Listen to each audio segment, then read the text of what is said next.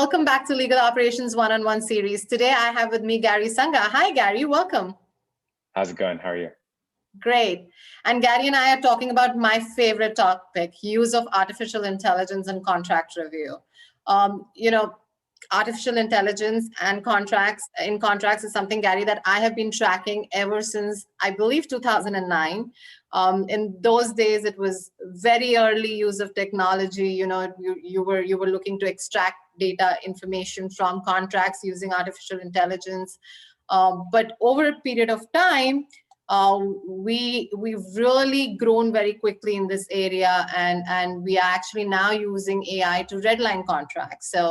So I would love to hear from you as to your take on, what AI is and how we are using it in the legal industry in relation to contract review.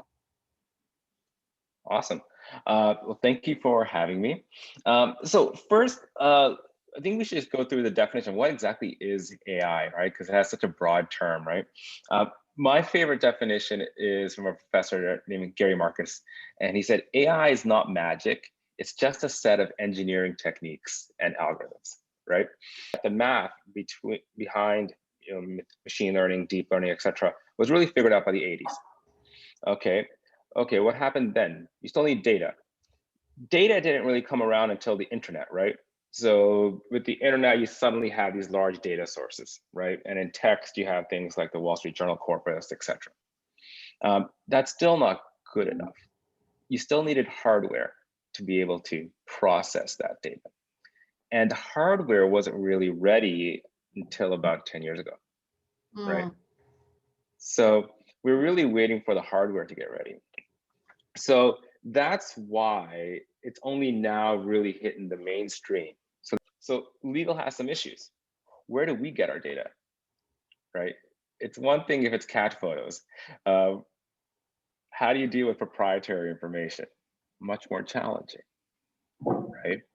So legal had that issue. The second issue is, okay, you have a hardware problem that's been solved 10 years ago, but in legal, you also just had that concern about cloud and security. So even if you had folks that had great ideas in terms of using machine learning, even 10 years ago, the customers weren't ready necessarily, right? So that's all really changed in the last several years. So a couple of things have changed in my view. One, you have this advent of legal operations as a category, right? And with anything, once you have a category, once you have a sector, you can now focus on optimizing and best practices. But I agree with you. I think there is a very focused approach to all this now.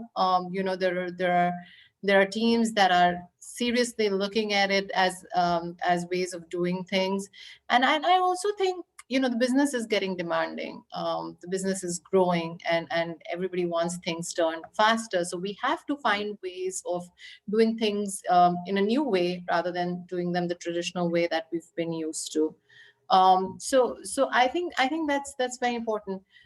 But one of the things, Gary, I think, and I hear this all the time from law students, is they always say, and especially new graduates, right? They're like, how do I learn about AI in legal? Because I was never taught this in law school.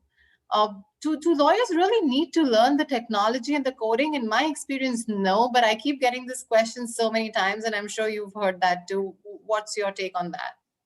No, absolutely. I think the math behind this is incredibly complex, right? And that's its own specialty, right? I think if you want to get into tech, if you want to get into startups, it can never hurt to understand coding, right?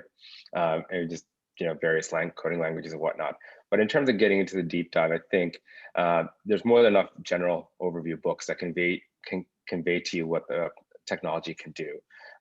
Getting into the math, into the algorithms is a specialty on its own, right? Yeah, absolutely.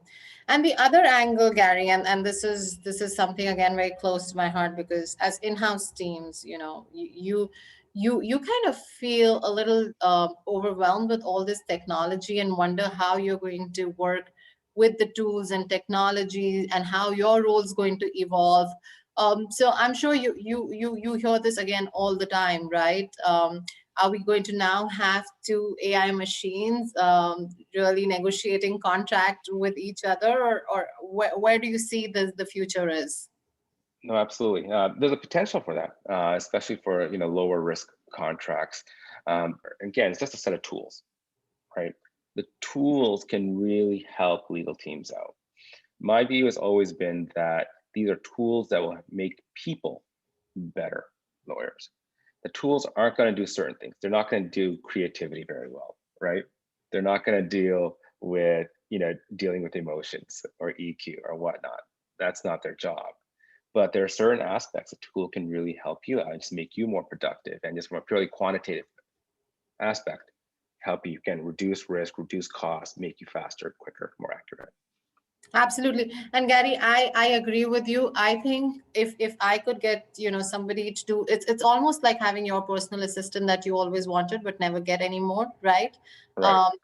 Lawyers in the 80s got their own personal assistant. We don't. We've never got that. So I would love to look at it, as my personal assistant who'll do my first draft, and then I can actually focus on issues that really matter, which is, spending time negotiating with the third party on contracts that really matter. So absolutely, if you can use these tools, you turn out to be a really, really powerful lawyer in this world, honestly. So fantastic, Gary. This was really nice talking to you, and I think everyone's going to enjoy this conversation so much. Thank you so much for your time and being here. Thank you so much. Thanks everyone for watching.